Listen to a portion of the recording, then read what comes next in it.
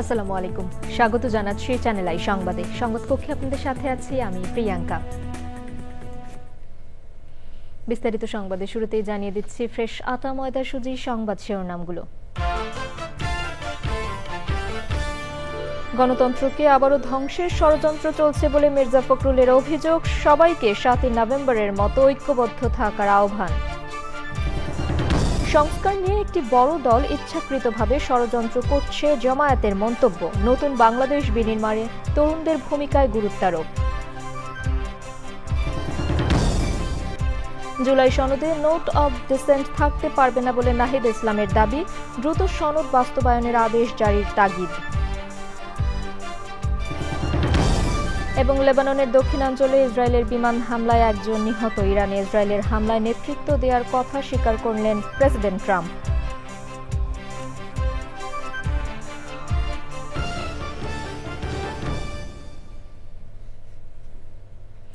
সংবাদ শিরোনামগুলো জানাচ্ছিলাম। এখনকার সংবাদ আয়োজন একই সঙ্গে চ্যানেল আইয়ের ইউটিউব চ্যানেলে এবং চ্যানেল আইয়ের ওটিটি প্ল্যাটফর্ম আই স্ক্রিনে লাইভ স্ট্রিম হচ্ছে। যাচ্ছে বিস্তারিত সংবাদে। বিএনপির মহাসচিব মির্জা ফখরুল ইসলাম আলমগীর বলেছেন, গণতন্ত্রকে আবারও ধ্বংস করার ষড়যন্ত্র চলছে। 7 নভেম্বরের চেতনায় উজ্জীবিত হয়ে সকল ষড়যন্ত্রের বিরুদ্ধে সবাইকে ঐক্যবদ্ধ থাকার আহ্বান জানিয়েছেন তিনি।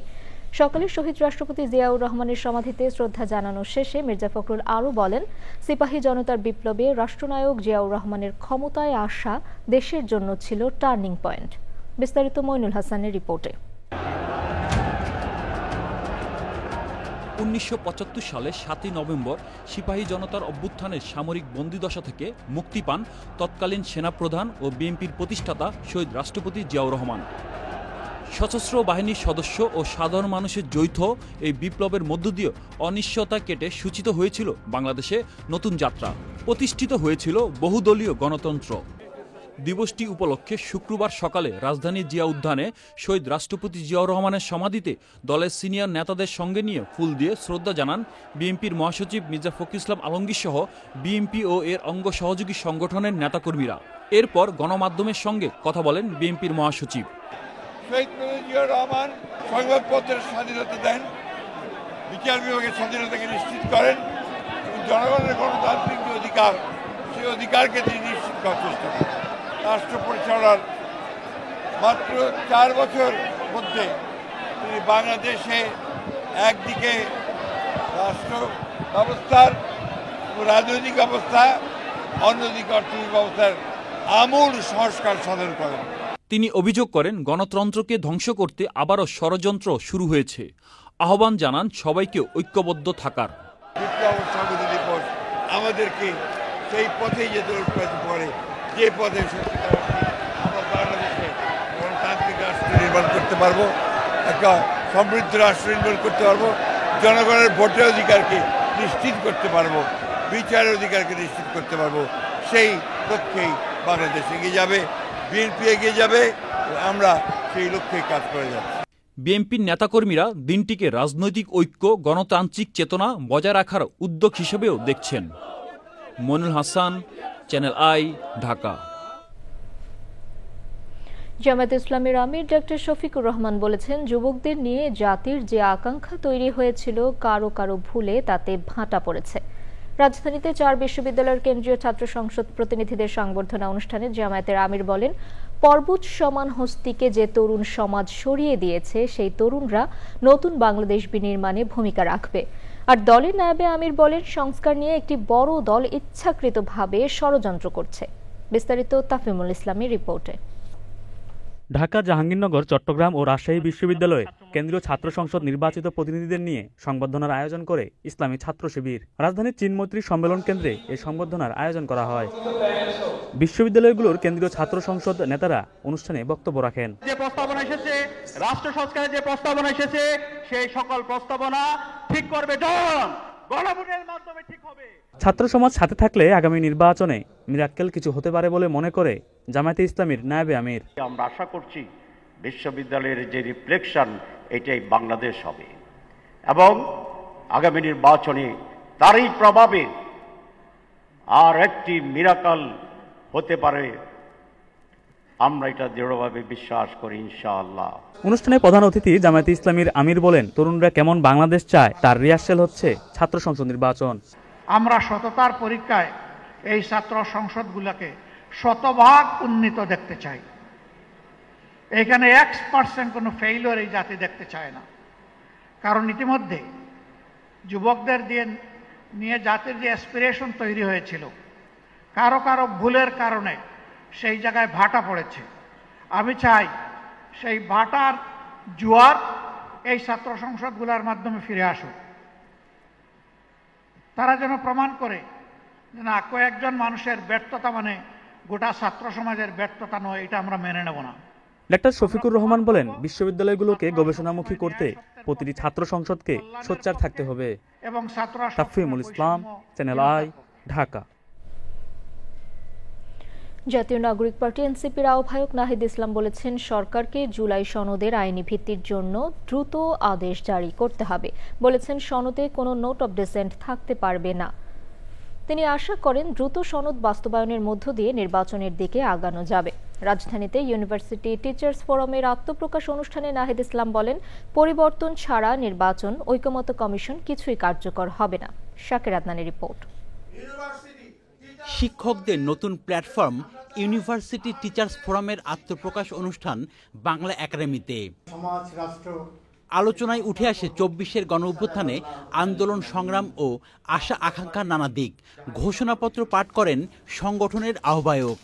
ইউটিএফ দেশের শিক্ষা সংস্কৃতিতে আমূল পরিবর্তনের লক্ষ্যে কাজ করবে, যার প্রত্যক্ষ এবং প্রভাব পড়বে বাংলাদেশ একটা প্রকৃত রাষ্ট্র হিসাবে গড়ে ওঠার জন্য।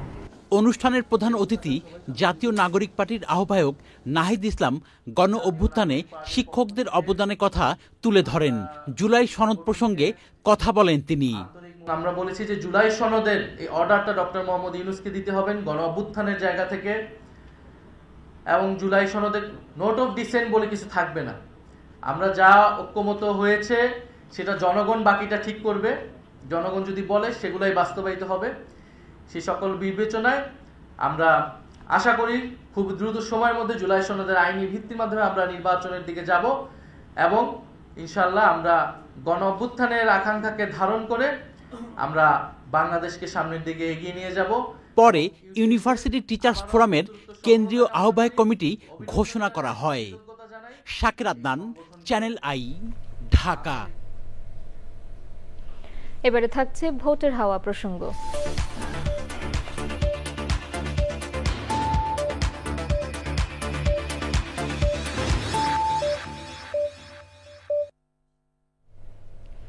সারা দেশে এখন নির্বাচনী হাওয়া বইছে। এই গণতান্ত্রিক প্রক্রিয়া কেউ থামাতে পারবে না বলে মন্তব্য করেছেন প্রধান উপদেষ্টার প্রেস সচিব মোহাম্মদ শফিকুল আলম। তিনি বলেছেন, নির্বাচন নিয়ে যারা বিভ্রান্তি ছড়াচ্ছে তারা ফ্যাসিস্ট সরকারের দোসর, ফ্যাসিস্ট সরকারের সুবিধাভোগী। সকালে নেত্রকোনা সার্কিট হাউসের সম্মেলন কক্ষে সাংবাদিকদের সঙ্গে মতবিনিময় সভায় তিনি এসব কথা বলেন। শফিকুল আলম বলেন, সরকার নির্বাচনের মাধ্যমে জনগণের মতামতকেই সর্বোচ্চ গুরুত্ব দিচ্ছে। দায়িত্বশীল ও গঠনমূলক সাংবাদিকতা সমাজে ইতিবাচক পরিবর্তন আনতে পারে বলেও মন্তব্য করেন প্রধান উপদেষ্টার প্রেস সচিব।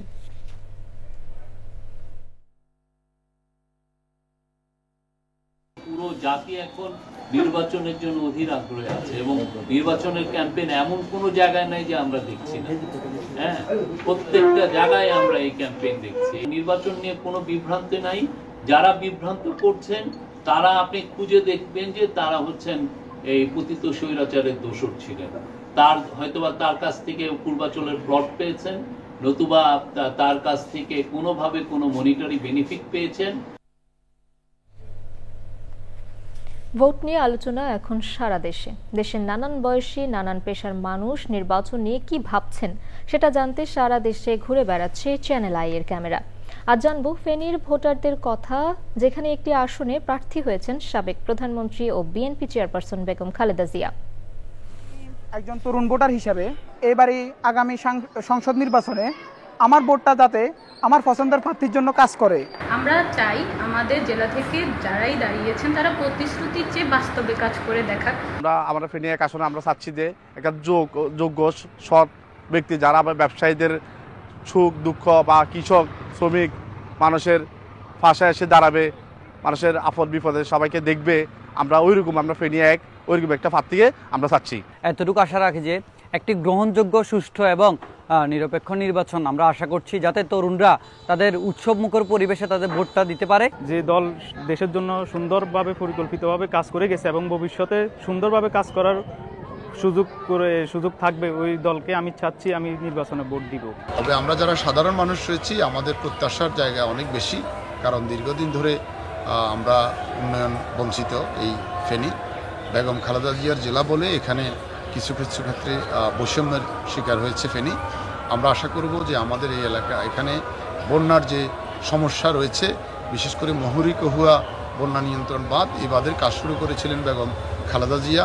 আমরা আশা করব ভবিষ্যতে তিনি নির্বাচিত হলে আমাদের ফেনীবাসীর এই দীর্ঘদিনের এই সমস্যা এখানে সমাধান করবেন এবং ফেনীতে একটি মেডিকেল কলেজ করার জন্য ফেনীবাসীর দীর্ঘদিনের দাবি, সেই দাবিও ইনশাল্লাহ পূরণ হবে।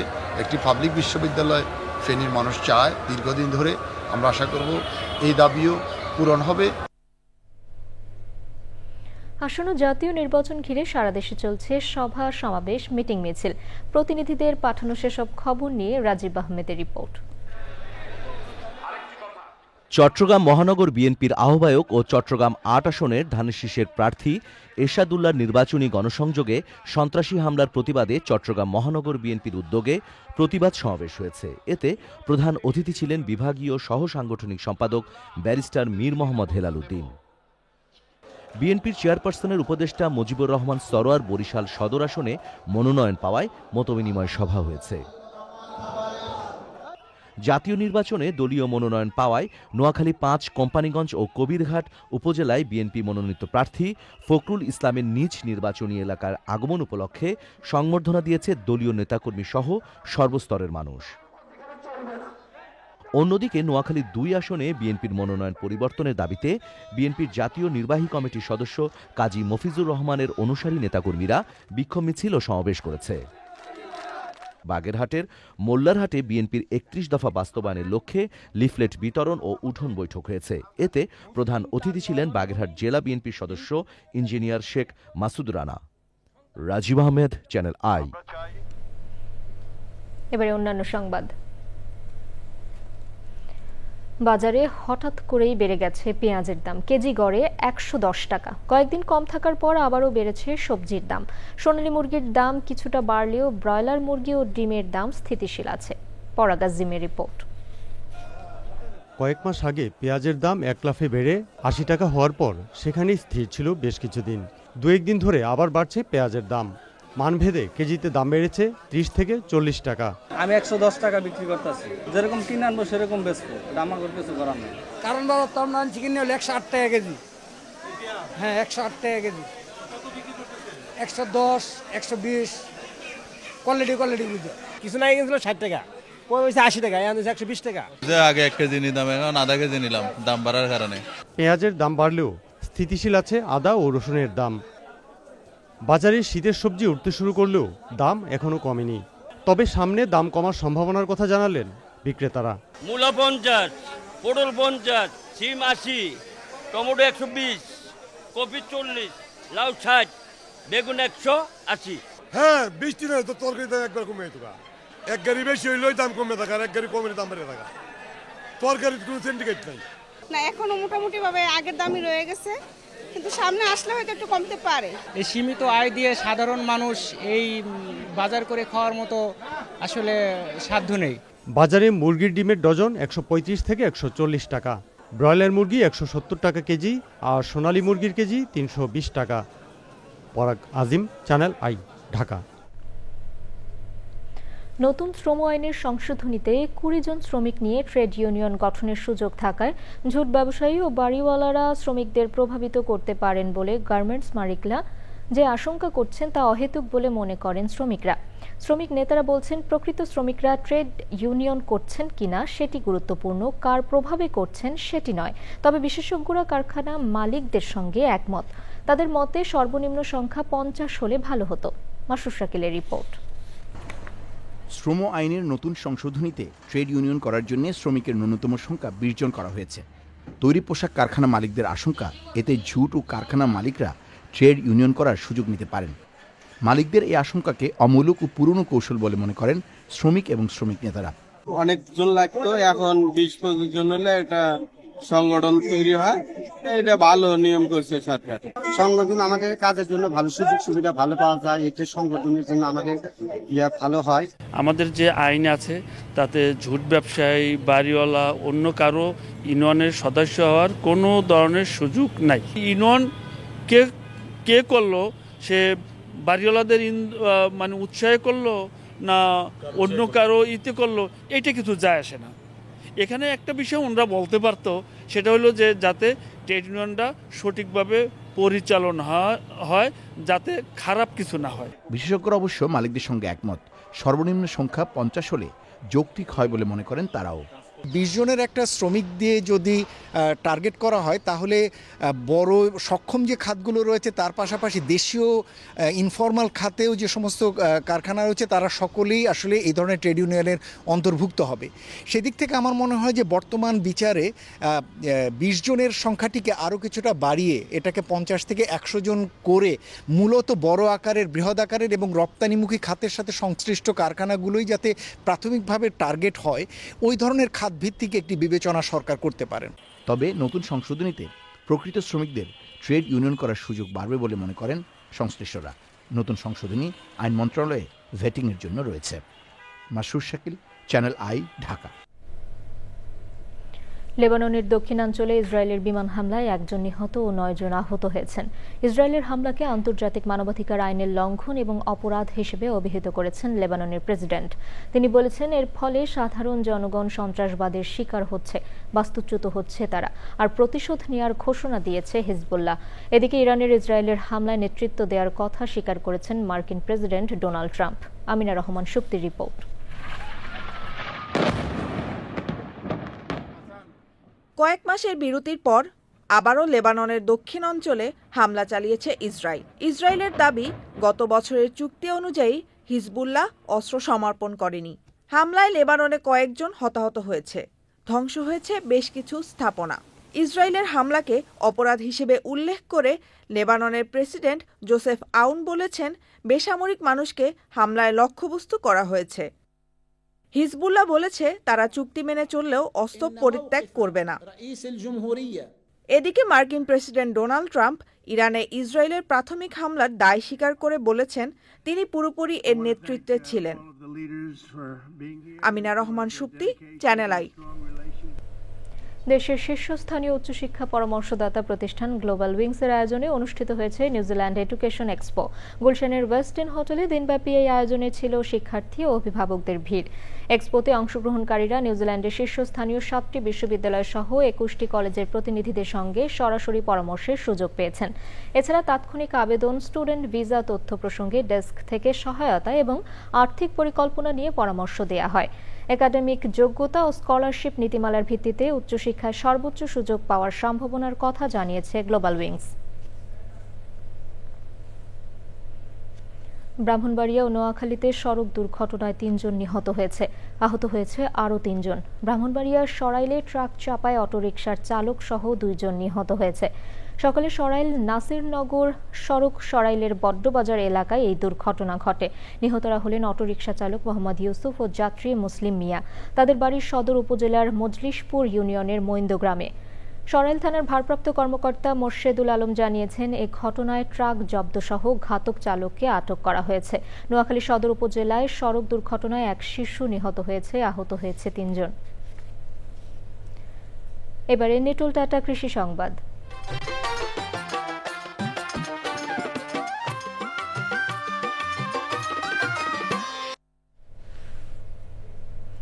বিদেশি হাইব্রিড বীজের দাপটে বিলুপ্তির পথে ময়মনসিংহের দেশীয় জাতের নানান ফসলের বীজ।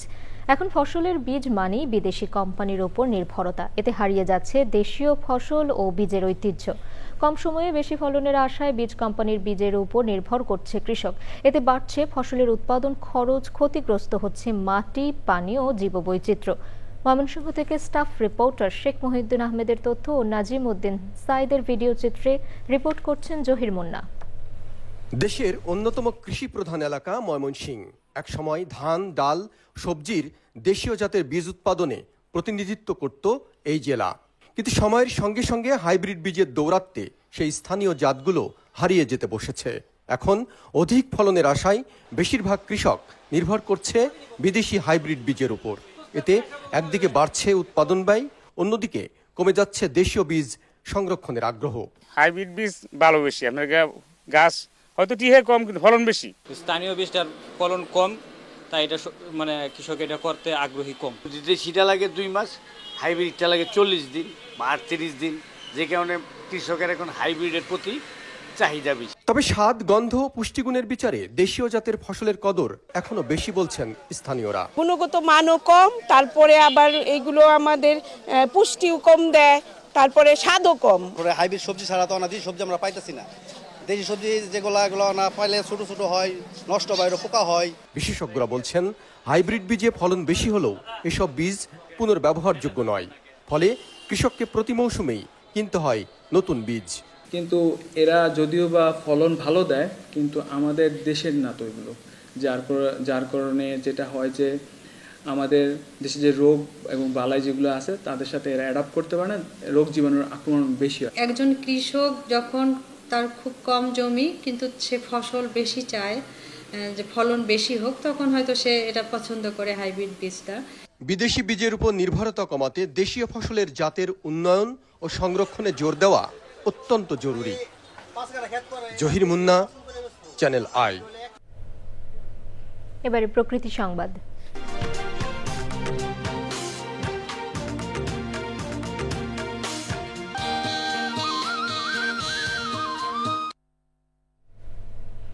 অযত্ন অবহেলায় ধ্বংসের দ্বারপ্রান্তে টাঙ্গাইলের উপেন্দ্র সরোবর। আগাছা ও ঝোপ জঙ্গলে ঢেকে গেছে সরোবরের পাড়। প্রাকৃতিক সৌন্দর্য নষ্ট হওয়ায় হারাচ্ছে পর্যটকদের আকর্ষণ। কর্তৃপক্ষের উদাসীনতায় সরোবরের বড় একটি অংশ বেদখলের অভিযোগ স্থানীয়দের। মুসলিম উদ্দিন আহমেদের রিপোর্ট। ঐতিহাসিক স্থাপত্যের অনন্য নিদর্শন নাগরপুরের উপেন্দ্র সরোবর, যা বারোঘাটলা দিঘি নামেও পরিচিত। জনশ্রুতি আছে সুপেয় পানির সংকট নিরসনে নাগরপুরের তৎকালীন জমিদার রায়বাহাদুর সতীশ চৌধুরী উপেন্দ্র সরোবরটি খনন করেন।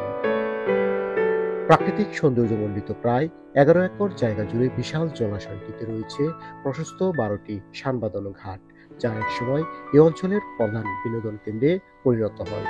বর্তমানে জরাজীর্ণ হয়ে পড়েছে শানবাঁধানো ঘাটগুলি। যথাযথ সংস্কার ও সুষ্ঠু রক্ষণাবেক্ষণের অভাবে জৌলুস হারিয়েছে ঐতিহাসিক সরোবরটি। প্রত্যেকটা ঘাটলা ভাঙ্গা গেছে, মাত্র এখন 2টা ঘাট চলে, নাওয়া দোয়া খাওয়া সবারই সুবিধা হয়েছে। এখন তো পানিটা অপচয় হয়ে গেছে, পানিটা যত্নের অভাবে চতুর্দিকে গাছপালা, পাতা পুঁতা এবং চালাগুলা ধসকা ভিতরে পইরা পানিগুলা পয়সা।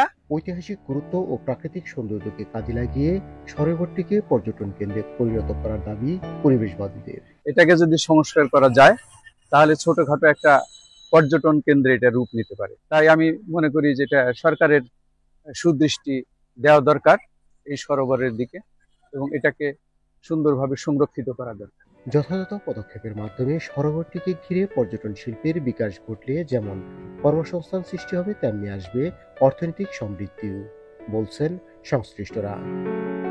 টাঙ্গাইলের নাগরপুর থেকে মুসলিম উদ্দিন আহমেদ, চ্যানেল আই। দর্শক, সবশেষে ফ্রেশ আটা ময়দা সুজি সংবাদ শিরোনামগুলো জানিয়ে দিচ্ছি আরো একবার। গণতন্ত্রকে আবারও ধ্বংসের ষড়যন্ত্র চলছে বলে মির্জা ফখরুলের অভিযোগ। সবাইকে 7 নভেম্বরের মতো ঐক্যবদ্ধ থাকার আহ্বান। সংস্কার নিয়ে একটি বড় দল ইচ্ছাকৃতভাবে ষড়যন্ত্র করছে, জামায়াতের মন্তব্য। নতুন বাংলাদেশ বিনির্মাণে তরুণদের ভূমিকায় গুরুত্বারোপ। জুলাই সনদে নোট অব ডিসেন্ট থাকতে পারবে না বলে নাহিদ ইসলামের দাবি, দ্রুত সনদ বাস্তবায়নের আদেশ জারির তাগিদ।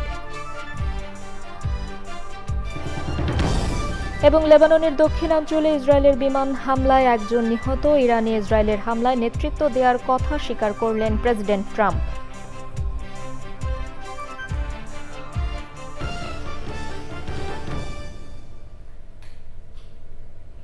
চ্যানেল আইয়ের সর্বশেষ সংবাদ জানতে ভিজিট করুন channelionline.com-এ। যুক্ত থাকুন আমাদের সোশ্যাল মিডিয়া প্ল্যাটফর্মগুলোর সাথে। দর্শক, এখনকার সংবাদ আয়োজন এই পর্যন্তই। এতক্ষণ সাথে থাকার জন্য ধন্যবাদ সবাইকে।